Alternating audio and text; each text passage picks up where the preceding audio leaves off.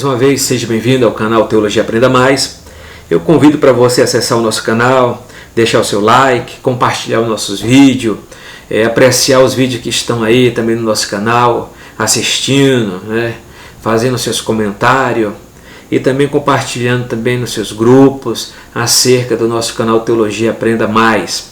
Eu quero continuar a fazer o segundo vídeo de teologia apologética. Hoje eu quero falar sobre a questão, eu terminei no vídeo passado sobre hermeneuta, sobre o cortar em linha reta, que o apologista, como advogado da fé, o apologista, um defensor da fé cristã, um advogado, que tem como manual sagrado, que é a Bíblia Sagrada, tem que saber, é um hermeneuta, um exegeta, tem que ser um intérprete, cortar em linha reta, como diz, procura apresentar, aprovado como obreiro que tem de se envergonhar, que maneja bem a palavra da verdade. Então ele tem que ser um hermeneuta. Então eu quero falar sobre a questão do exegeta, o exegeta que está aí, a questão do exegeta. O exegeta tem a chamada exegese e exegese. A exegese é você extrair do texto, o que o autor está dizendo, o que está escrito, exegese, extração, extrair. Então nós temos o chamado método histórico gramatical. Entender a gramática, o literal do texto, entender a intenção do autor e fazer uma exegese, uma extração, interpretação correta. E tem a chamada exegese, que é negativa. Exegese significa o cara colocar os seus pensamentos, as suas conveniências dentro do texto, que o texto não quer dizer, ele quer colocar. Chamado um exegese é tirar e o outro exegese é colocar. Então vamos colocar.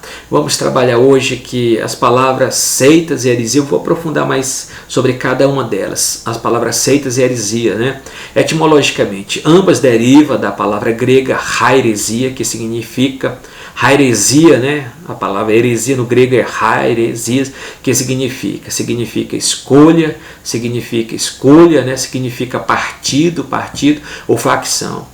Corrente do pensamento, volto novamente, heresia significa escolha, significa partido ou facção, significa corrente de pensamento, significa divisão, significa escola e etc. Isso que é a palavra heresia no grego, tem a forma positiva. Quando a palavra heresia passou para o latim, transformou-se em secta. A palavra seita vem do latim.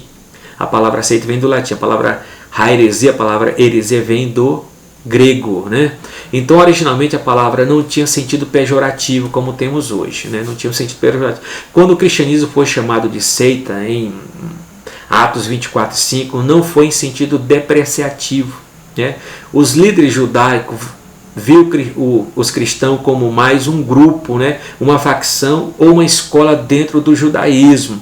O judaísmo é a religião judaica, a religião dos judeus. Então, quando se falar que o cristianismo era uma seita, era uma facção, uma escola dentro do judaísmo, que era uma religião maior, como os fariseus, como os essênios, como os saduceus, Com o tempo, a heresia também assumiu conotação negativa, como em 1 Coríntios capítulo 11, versículo 19, já aparece no sentido negativo. Em Gálatas 5:20 aparece no sentido negativo. Em 2 Pedro 2:1 e 2 aparece com sentido negativo. Então, em termos teológicos, o que é heresia? Seita, em termos teológicos, seita refere-se a um grupo de pessoas reunido em torno de uma interpretação errônea da Bíblia. Heresia são os ensinos contrários às doutrinas fundamentais da fé cristã. Isso é muito importante. Eu coloquei o significado etimológico da palavra seita e da palavra heresia. Agora, em termos teológicos, vamos colocar o que é uma seita. Seita refere-se a um grupo de pessoas reunidos em torno de uma interpretação errônea da Bíblia. Isso é seita. Heresia são os ensinos contrários às doutrinas fundamentais da fé cristã. São as doutrinas, os ensinos contrários às doutrinas fundamentais da fé cristã. Baseando-se nessa explicação, podemos dizer que um cristão imaturo pode estar ensinando alguma heresia sem, contudo, fazer parte de uma seita. Sim, isso é um fato. Façamos um breve comentário sobre o que é doutrina. Vamos colocar o que é doutrina. A palavra doutrina vem do latim, doutrina, que significa ensino, referindo-se a qualquer tipo de ensino ou algum ensino específico. Existem 3 formas de doutrina na Bíblia. Doutrina de Deus. Doutrina de Deus. Isso é boa, né? A doutrina dos homens são danosa. A doutrina de demônios, então, doutrina de Deus. A gente pode pegar onde que se fala doutrina de Deus? Em Atos 13:12, né? Tito 2:10. Doutrina dos homens fala em Mateus 15:9, Colossenses 2:22. Doutrina de demônios, 1 Timóteo 4:1. Esse é danosa, né? Então, o problema, as heresias afetam os pontos principais da doutrina cristã no que diz respeito a Deus, Trindade, o Senhor Jesus Cristo, o Espírito Santo, o homem, a natureza, pecado, salvação, origem, destino, os anjos e a igreja e as escrituras, né? O mais grave erro é quando diz respeito à divindade. Errar em outros pontos da fé cristã pode até não afetar a salvação, mas a doutrina de Deus é inviolável, é inviolável. Negar o Senhor é trazer sobre si repentina destruição, né? Então nós temos aqui principais seitas nos dias de Jesus. Jesus foi alvo, Jesus foi alvo como nós da seita em sua época. Os fariseus e saduceus. Você pode registrar em sua Bíblia em Mateus 12, 22, 24. Mas Jesus combateu os ataques satânicos, né? O que está em Mateus 12 também, né? Paulo sofre com o judaísmo na igreja da Galácia, conforme Gálatas 3:1. Fé ou cumprimento da lei. A igreja com a circuncisão judaica também, Atos 11, até que houve o concílio de Jerusalém, né? O que nos falta, né? A evidência do poder de Deus, claro. Jesus censura os escribas. Principais seitas no dia de Jesus, os fariseus. Fariseu significa separado, porque não concordava com os saduceus. Então, as facções religiosas, membros de uma das principais grupos religiosos dos judeus, né, seguiam rigorosamente a lei de Moisés, as tradições, costumes dos antepassados, acreditavam na ressurreição. Os fariseus acreditavam na existência dos seres celestiais, no arrebatamento e no Messias, como está registrado em Atos 23:8, né? A Bíblia dos fariseus é a Tanakh, é o Antigo Testamento em hebraico, né? Então, os saduceus, eles só acreditavam no Pentateuco. A Bíblia dos saduceus era somente o Pentateuco. Quem eram os saduceus? Os saduceus eram membro de um pequeno grupo, né, mais poderoso em Israel. Fazia parte desse grupo os sacerdotes, as pessoas ricas, influências. O saduceu baseava-se no Pentateuco somente.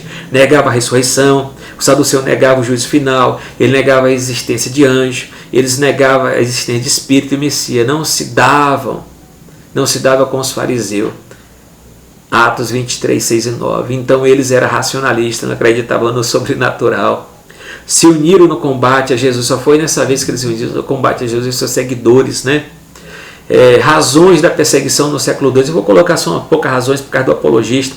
As razões que tiveram. Acusações contra os cristãos. Quais são as acusações? Canibalismo, incesto, né? A falta de patriotismo com o Estado, a causa de catástrofe, pobreza.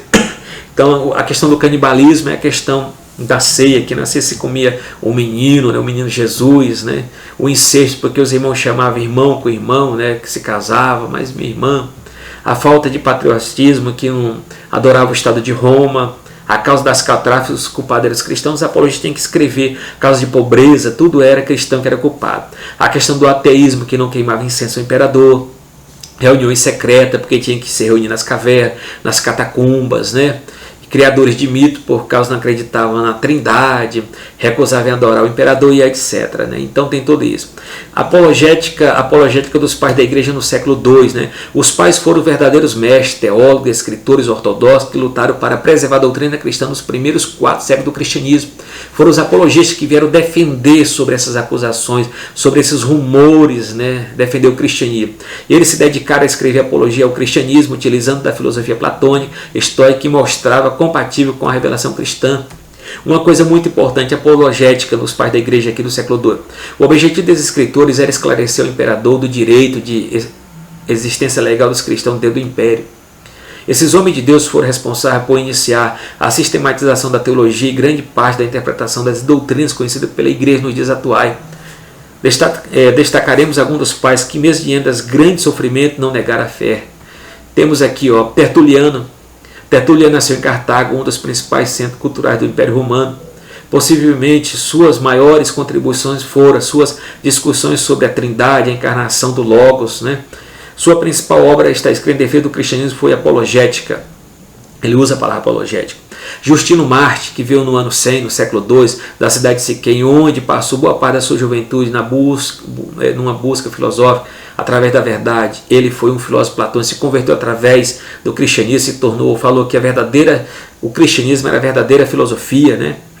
Ele escreveu a primeira apologia, diálogo contra Trífo, o judeu. A gente vai estudar sobre isso na história do cristianismo que a gente for pegar também para trabalhar. Segunda apologia dirigida ao imperador Antonino Pio e a todo o Senado romano e a todos os cristãos para perguntar por que está perseguindo, que os cristãos são os maiores cidadãos do império, são pagadores de impostos, etc. Por que estamos sofrendo grandes perseguições? Então são a pergunta dos apologistas. Irineu, do ano 130, oriundo da Ásia Menor, foi discípulo de Policarpo. Sua primeira obra, Adverso Herese, título em latim, significa contra as heresias, escrito no século II, salientava por sua habilidade, salienta-se por sua habilidade, moderação e pureza na apresentação do cristianismo, condenando os ensinos de Marcião, e também ele escreveu contra os gnósticos, uma obra muito interessante. Orígenes foi o maior dos intérpretes alegóricos e mais prolífico da antiguidade cristã, viveu no século III. Segundo a estimativa, ele foi o autor de 6.000 pergaminhos, escrito, uma vez que seus conhecimentos bíblicos eram enormes. Estava consciente de que o texto da escritura continha ligeiras variantes, compôs uma hexaplan, uma obra monumental de erudição bíblica que não foi conservada até hoje. Eu falei isso em bibliologia, apresentando essas obras dele, muito importante. Algumas das heresias surgidas desde o século I são o quê? Quais são as heresias que surgiu lá no século II? Tem o gnosticismo, o gnosticismo aparece no século II, que vem da palavra grega gnos, significa conhecimento. Então, segundo ela, o Senhor Jesus não teve um corpo. O gnosticismo dizia que o Senhor Jesus não tinha um corpo, e o Senhor não veio em carne, e seu corpo seria uma mera aparência, como se fosse um fantasma. Não é isso? É uma cristologia dual, é um chamado, é o gnosticismo, é uma seita da época lá. E outra questão, o chamado ebionismo, que apareceu no século II, ébio significa pobre. Eram judeus cristãos que não abriram mão das suas cerimônias mosaicas, dizer que Jesus se tornou Deus ou divindade a partir do batismo de João.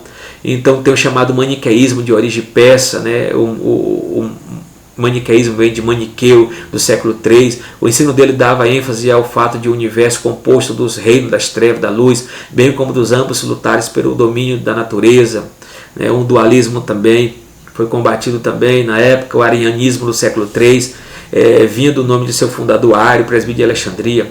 Então Ário negava a consubstancialidade entre Jesus e Deus, dizia que Cristo não é Deus, não é pré-existente, mas uma criatura, embora as primeiras e mais excelsas de todas as que encarnavam em Jesus de Nazaré. O arianismo nega a natureza divina de Jesus. Também teve outro apolinarismo de 361 depois de Cristo, do nome Apolinário, bispo de Laodiceia. Ele afirmava que Jesus não tinha espírito humano, porque em sua encarnação o Logos ocupou o lugar da alma. Então tiveram os apologistas. O nestorianismo vem do nome Nestor, patriarca de Constantinopla, ensinava a existência de duas pessoas separadas do mesmo. Falar que Jesus tinha duas personalidades. Eutiquianismo defendia a chamada, asseverava o eutiquianismo, falava de uma só natureza, monofisismo. Os grandes concílios, os principais concílios ecumênicos são chamados, pois são reuniões em toda a igreja, são 7 concílios. Concílio de Nicéia, considerado o primeiro. Então, temos aqui vários concílios que combateu as heresias, e temos principais combatentes aqui dentro do concílio de Nicéia, o apologista Atanásio, o pai da ortodoxia cristã. O concílio de Nicéia aconteceu no dia 25 de julho de 325, muito importante. Temos o concílio de Calcedônia, o concílio de Constantinopla, que trabalha e defende a obra, também a questão da divindade do Espírito Santo.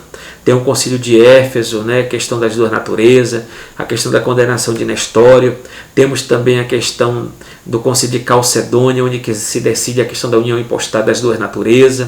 Então temos bastante questões aqui no decorrer da história. Apologética na Idade Média.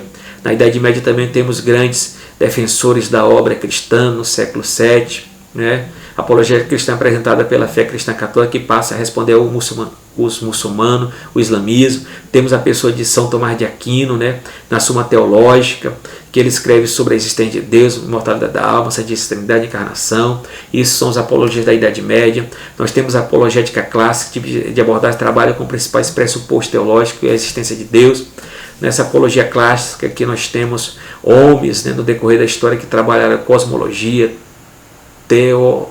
é a questão da teleológico, né, ontológico, a existência de Deus e muitos outros. Esse vídeo foi rápido, mas apresentando aqui que no decorrer da história Deus sempre teve pessoas na defesa da fé, na contribuição dessa obra tão especial que devemos ter e sabermos que se nós não fizermos nossa parte, Deus vai levantar as pedras para clamar e para falar apologeticamente em nossos locais e nossos lugares, né? Eu agradeço mais uma vez, obrigado por essa participação, que Deus em Cristo nos ajude, seja e assista os demais vídeos. Shalom, a paz do Senhor, até a próxima, obrigado.